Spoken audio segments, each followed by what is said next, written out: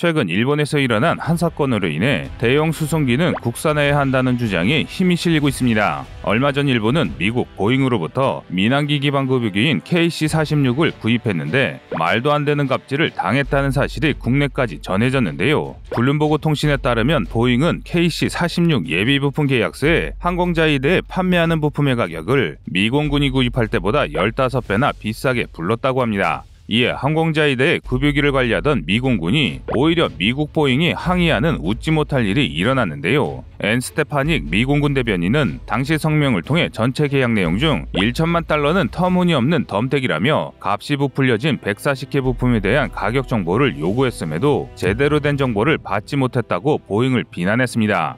이는 단순히 미운 옆나라 일본이 당한 일이라고 웃어넘기기에는 아주 심각한 사건입니다. 한국도 일본과 똑같은 전철을 밟고 있기 때문입니다. 이에 따라 국내 일각에서는 항공 국산화가 진행되어야 한다며 주장하고 있습니다. 현재 진행되는 차세대 수송기의 개발에 대해서는 두 세력이 첨예하게 대립하고 있습니다. 우선 외산을 도입하고 차후 기술을 축적해 국산 수송기를 만들어야 한다는 주장과 사업성이 떨어지는 국산 수송기는 현실성이 없으니 무조건 외산 항공기를 들여야 한다는 주장이 대립 중입니다. 국산화를 주장하는 이들은 미래 전장에서 부족한 수송 능력을 보완하고 다양한 무기의 근간이 될 차세대 플랫폼을 만들기 위해서는 반드시 국산 수송기를 개발해야 한다고 주장합니다. 반면 국산화에 반대하는 이들은 수송기의 높은 유지와 단가를 고려할 때 외산 민항기를 상황에 맞춰 개조하는 것이 훨씬 저렴하며 과도한 국산화는 오히려 연합작전 능력을 떨어뜨릴 것이라 이야기하고 있습니다. 과연 어떤 이들의 의견이 옳은 것일까요? 두 주장 모두 나름 일장일단이 있는 이야기다 보니 쉽게 답이 내려지지 않고 있는데요. 그래서 준비했습니다.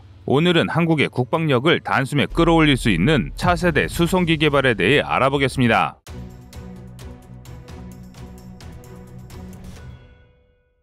지난 11월 11일 중국의 요소 규제로 일어난 요소수 공급 부족 사태를 해결하기 위해 우리 공군의 KC-330 시그너스 다목적 수송기가 호주로 향했습니다. KC-330 시그너스는 전장 58.8m, 전폭 60.3m, 전고 17.4m, 최대 이륙 중량 23.3톤의 대형기입니다. 에어버스사의 민항기 A330을 기반으로 만들어진 이 기체는 민항기 개조용 군 항공기인데요. 도입 목적은 공중급유이나 화물 수송이나 인력 수송까지 가능해 말 그대로 다목적 대형 수송기입니다. 지난 8월 아프간에서 현지 협력자 390명을 구하기 위해 수행됐던 미라클 작전에서 협력자와 그 가족을 운송했던 군용기 역시 바로 이 KC-330 시그너스입니다. 이뿐만 아니라 UAE 주둔한 아크 부대나 이라크 현지 교민 등을 무사히 수송하기도 했는데요. 이런 성과 덕에 군 안팎에서 우리 공군이 추가로 공중급유기를 보유한다는 긍정적인 여론이 형성될 정도입니다.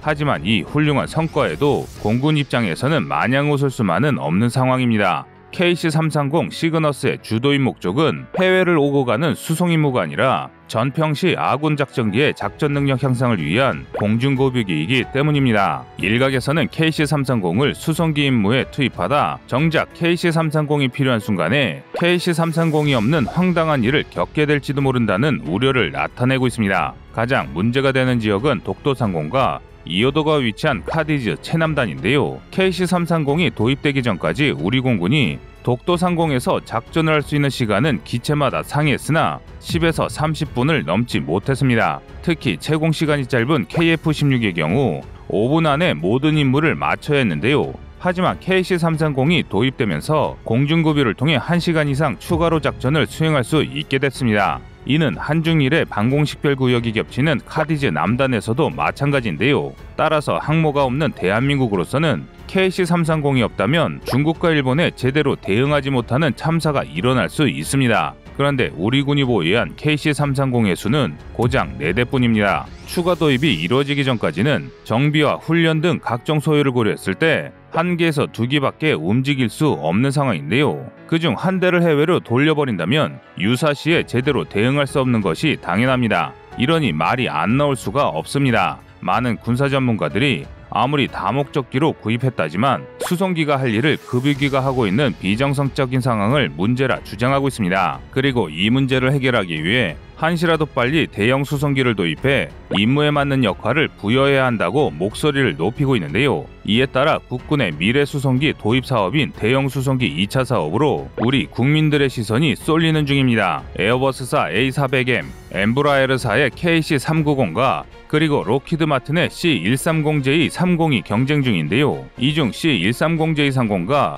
A400M의 대결이 비교적 치열합니다. 이 기체는 우리 군이 이미 보유 중인 C130 계열 수송기로 기존 C130에서 엔진과 칵핏의 항전 장비를 교체한 C130J를 다시 한번 업그레이드한 기체입니다. 동체를 4.5m 연장해 탑재 중량을 1톤이나 더 늘렸습니다. 개발된 지 수십 년도도 된 C130에 기반을 둔 기체이기 때문에 성능 한계에 도달한 기체로 평가받지만 그만큼 오랫동안 개량을 거쳤기에 상당히 신뢰할 만한 기종이란 평가를 받고 있습니다. 이에 대적한 A400M은 비교적 최신 기종인데요. 독일, 영국, 프랑스 등 북대서양 조약기구 나토의 핵심 멤버들이 구식 수송 전력을 대체하기 위해 공동으로 개발한 차세대 수송기입니다. A400M은 전장 45.2m, 전폭 42.4m, 전고 14.7m이며 1만 1000의 충마력을 내는 유로프롭사의 TP400D6 터보프롭 엔진 4개를 장비해 C130보다 훨씬 대형기임에도 불구하고 순항 속도는 시속으로 거의 100km가 더 빠릅니다. 무엇보다 C130J 2대 분량에 해당하는 37톤을 수송할 수 있는 막강한 수송 능력을 자랑하면서도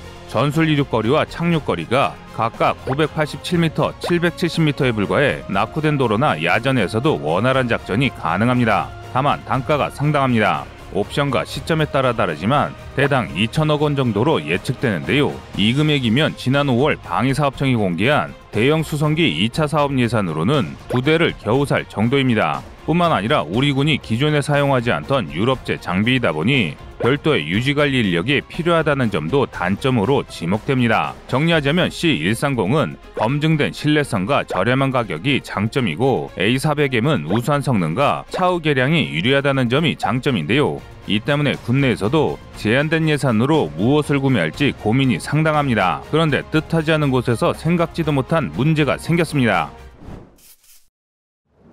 바로 국산 수송기를 개발해야 한다는 이들이 등장하면서 이 사업의 방향이 바뀌기 시작했습니다. 이들의 주장은 현재 국산 수송기가 없으니 이번 사업은 그냥 넘어간다 치더라도 이후로는 국산 수송기를 개발해 외산으로부터 도입해야 한다고 주장하고 있습니다. 그리고 이에 대한 근거로 옆나라 일본에서 벌어지고 있는 보잉사의 갑질 사건을 예시로 들었는데요. 최근에 있던 F-15J 개량 사업과는 별개의 또 다른 갑질 사건이었기에 우리 군 관계자들 역시 보잉의 저질스러운 행태에 혀를 내두르고 있습니다. 일본이 도입한 KC-46 공중급유기는 구형화된 KC-135 공중급유기를 대체하기 위해 미국이 개발한 차세대 공중급유기입니다. KCX라는 명칭으로 시작해 보잉 767-2C 여객기를 기반으로 만들어졌습니다. KC-46의 스펙은 길이 50.5m, 날개폭 48.1m, 높이 15.9m로 최대 96톤의 연료나 463리터 팔레트 19개, 병력 114명을 운송할 수 있는 다목적 급유 수송기입니다. 추력이 무려 63,500파운드에 달하는 프레덴 휘트니사의 PW406이 엔진 2기를 탑재해 쌍발기임에도 불구하고 무려 순항 속도가 시속 850km에 달하며 최고 시속 역시 910km에 달합니다. 또 6세대 플라잉 바이와이어 FBW를 채택해 부드러운 급유가 가능하고 그만큼 급유 속도 역시 빠릅니다. 스펙만 보면 안 살 이유가 없는 매우 우수한 항공기인데요. 그래서 이에 반한 일본이 KC-46A 세대를 대당 약 2천억 원에 구매했습니다. 총 6천억 원을 쓴 것인데요. 성능에 만족한 항공자위대가 추가 소유를 결정해 지난 2020년 4대 추가 도입이 결정됐고 잠정적으로 세대를 더 도입해 총 10대를 운영할 예정이었습니다. 그런데 문제가 생겼습니다. 최근 저질갑질로 여러 차례 무리를 빚은 보잉이 KC-46의 일부 부품 가격을 무려 1500%나 인상해 버린 것입니다. 그래서 군 전문가들은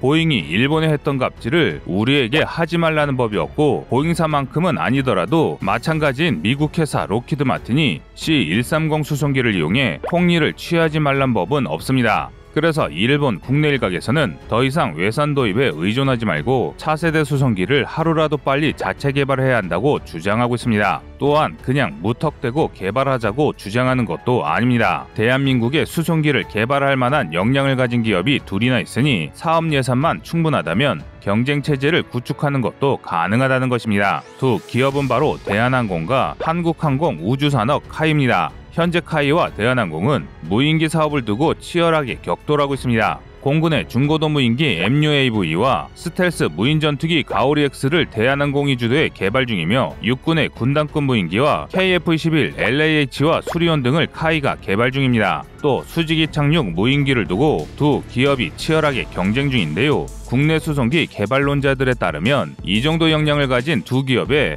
충분한 예산을 지어주고 선의 경쟁을 시킨다면 수송기를 만드는 것은 일도 아니라고 합니다. 물론 생각처럼 쉬운 일은 아닙니다. 수송기를 설계하고 제작하는 것은 충분히 가능할지 몰라도 신뢰성을 확보하고 양산 단가를 낮춰 경쟁력을 확보하면서 군이 원하는 성능을 충족할 만한 우수한 수송기를 만드는 것은 여간 어려운 일이 아닌데요. 그 대표적인 사례가 일본의 가와사키 C2처럼 과도하게 국산화를 추구하다가 단가가 폭등하는 일이 발생할 수도 있습니다. 그래서 많은 이들이 부질없는 국산화에 매달리기보다 효율적인 외산 도입을 지속해야 한다고 주장하고 있습니다. 그런데 시대적 흐름이 수송기 국산화에 불을 붙이고 있습니다. 코로나와 아프간 사태로 초장거리 이동이 가능한 대형 수송기의 수요가 증명됐고 우리 공군의 원거리 전자전기, 조기경보기 등 각종 지용기 소요가 증가하면서 차세대 항공 플랫폼이 될 수송기 개발의 당위성이 입증됐기 때문입니다. 이에 따라 국산 항공기 개발이 본격화되는 모양새인데요. 지난 4월 26일 제13회 방추위에서는 대형 수송기 2차 사업의 조건으로 외산무기 도입 시 해외 업체가 국내 기업과의 컨소시엄 형성 의무화를 확정했습니다.